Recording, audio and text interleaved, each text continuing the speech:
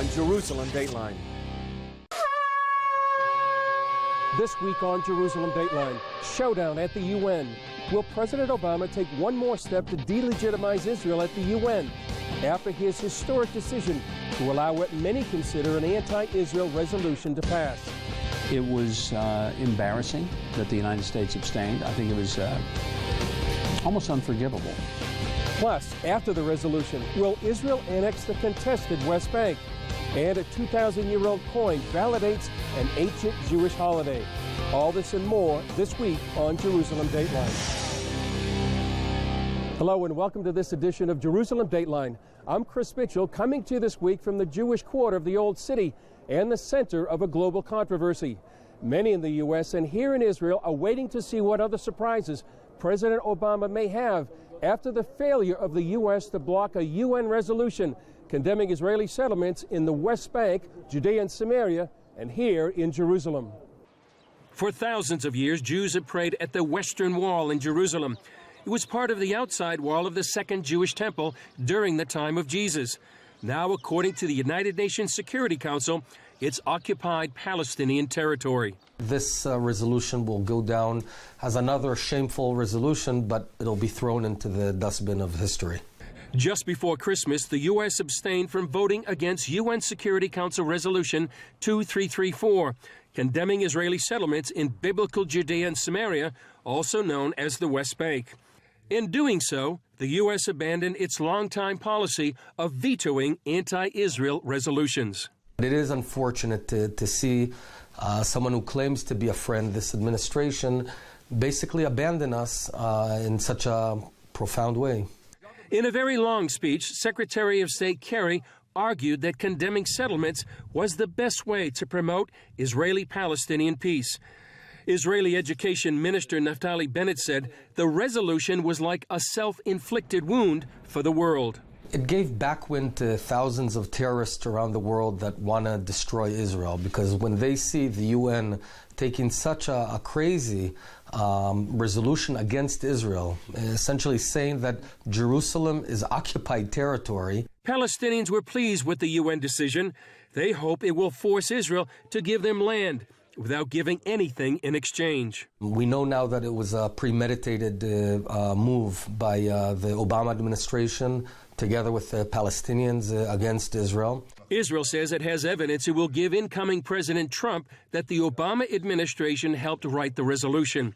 According to a report by the Middle East Media Research Institute, the Egyptian daily Al-Yum Al-Sabi published the minutes of a secret meeting between Kerry and National Security Advisor Susan Rice and PLO Executive Committee Secretary Saeb Erekat. The minutes of the meeting reveals that the sides agreed to collaborate regarding a resolution on the settlements. The American side focused on coordination of positions between Washington and Ramallah regarding the resolution on the settlements, which was brought to a vote in the Security Council and adopted. It's not clear what can be done to reverse the effects of the resolution, but many are concerned that the upcoming Paris Peace Conference will deliver yet another international blow to the Jewish state. When the UN Security Council passed Resolution 2334, they stated that the old city of Jerusalem, where I'm standing right now, was occupied Palestinian territory. And as you'll see, they either denied or ignored more than 3,000 years of Jewish history. The UN Security Council resolution took the dramatic step of declaring all settlements in Judea and Samaria, also known as the West Bank, occupied Palestinian territory. The Security Council specifically includes East Jerusalem, which includes the Old City. That encompasses the Temple Mount behind me, where King Solomon built the first Jewish temple 3,000 years ago. Jesus taught in the second Jewish temple about 2,000 years ago, built by King Herod. It also includes the City of David and Mount Zion, the location of the Last Supper. And below the Temple Mount is the Western Wall, where Christians and Jews from around the world come to pray. We're going to continue to build, we're going to continue to be here, we're going to continue to enjoy the sun in the midst of the wind and the rain. Moshe Kompinski is a shop owner in the Jewish quarter of the Old City, now considered illegal by the UN. There's a whole different, almost jovial attitude to people who are coming here. They know why they're here, they know this is where they need to be, and they're sort of smiling and look at me. I'm the new criminal that's coming to occupy territory. This isn't occupied territory. This has been the place of God's presence and the place of his people for 3,000 years. It was embarrassing that the United States abstained. I think it was almost unforgivable. Former governor and presidential candidate Mike Huckabee told CBN News that the U.S. abstention betrayed its friend and ally.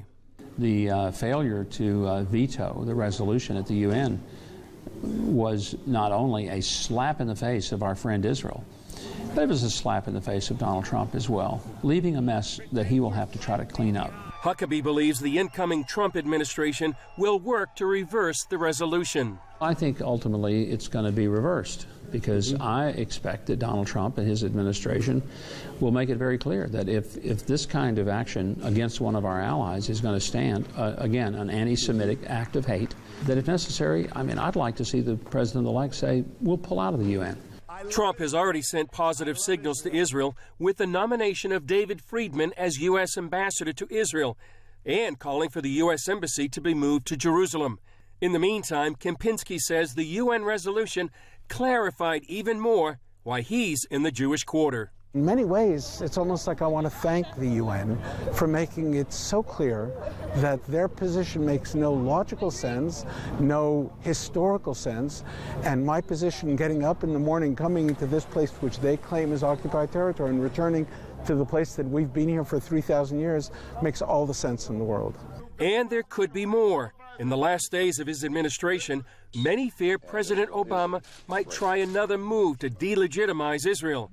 The most likely opportunities would be at the upcoming Paris Peace Conference on January 15th, or some other resolution before the Trump inauguration on January 20th.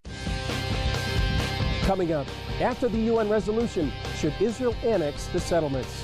Well, Judea and Samaria has always been Jewish. In fact, the whole Judeo-Christian world believes that the ancient land of Israel belongs to the Jews. It's just open up the Bible about 4,000 years ago. Israeli Education Minister Naftali Bennett believes Israel needs to make bold moves as a result of the UN Security Council resolution. CBN News Middle East correspondent Julie Stahl asked Bennett about his reaction to the resolution. Welcome to Jerusalem Dateline. Great to be here. As it's been unfolding, what are the consequences that you see for the UN resolution? Well, it's more a statement than actual implications. We've seen since 1967 about 50 UN security resolutions against Israel, and we're thriving. We're doing just fine. How much damage do you think it actually did do? Those ambassadors that were clapping were joined by thousands of terrorists who were also clapping for the same resolution. What do you think is at the heart of the resolution? I think this resolution was a profound mistake. Jerusalem has been our capital for well over 3,000 years. No UN resolution will change that. No UN resolution can change history. So do you think that Israel's reaction has been at all exaggerated, pulling back from ties with other countries in terms of the UN resolution? Not at all. It's been a natural reaction to, being thrown under the bus by some countries. The whole world is in a battle against radical Islam terror, right? From Berlin through Paris, Brussels, Orlando. The whole world is trying to get their grasp around it. We in Israel are actually fighting them day in, day out. We're fighting ISIS. We're fighting Hamas and Hezbollah in Iran because we're surrounded by them quite literally. I myself am a company commander, and I fought these terrorists. When the one democracy that's actually fighting your war, the war of the free world, is out there defending you, and then you sort of stab it in the back, it doesn't make sense, and I think we're reacting quite appropriately. Why do you think the West doesn't get it? Well, I think they need to come and see it. They need to see what it means to live under a barrage of missiles shot by Hamas or Hezbollah. They need to see what it means to fight ISIS. When they see it with their own eyes in this tiny democracy called Israel, this miracle called Israel, I think they'll reverse their policy. You suggested annexing Ma'ale Adumim and all of Judea and Samaria. How do you think that would look? Well, Judea and Samaria has always been Jewish. In fact, the whole Judeo-Christian world believes that the ancient land of Israel belongs to the Jews. It's just open up the Bible about 4,000 years ago. So we would be applying Israeli rule on the Israeli areas in Judea and Samaria. It's been a long time. We should have done it 50 years ago, but we should do it now.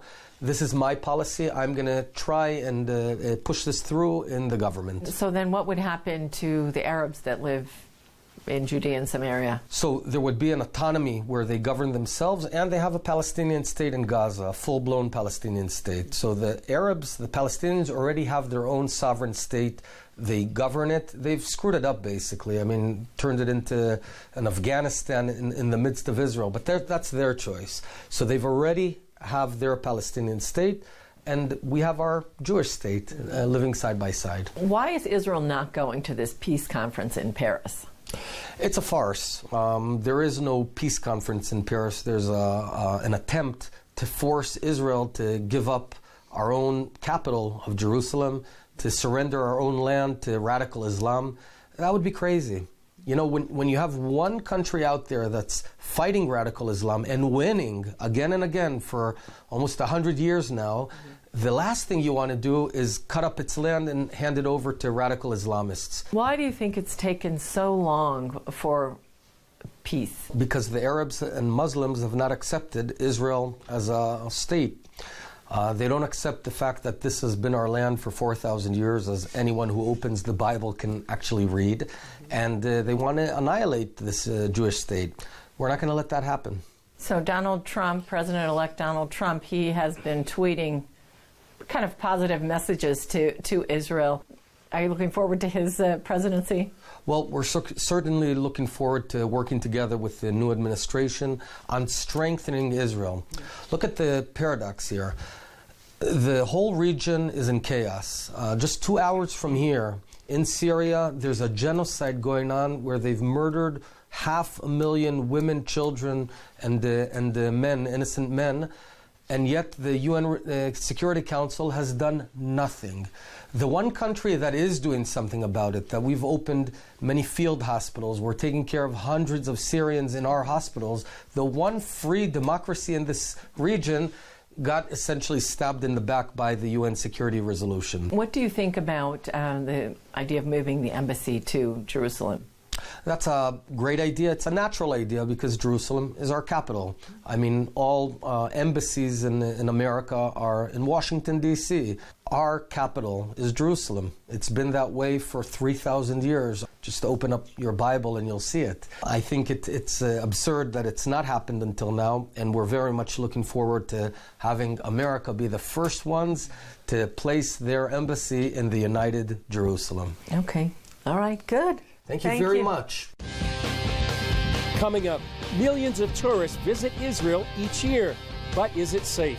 So when we got here, there was such a peace. The whole time we've been here, I have never felt not safe. When people consider a visit to Israel, many wonder, is it safe?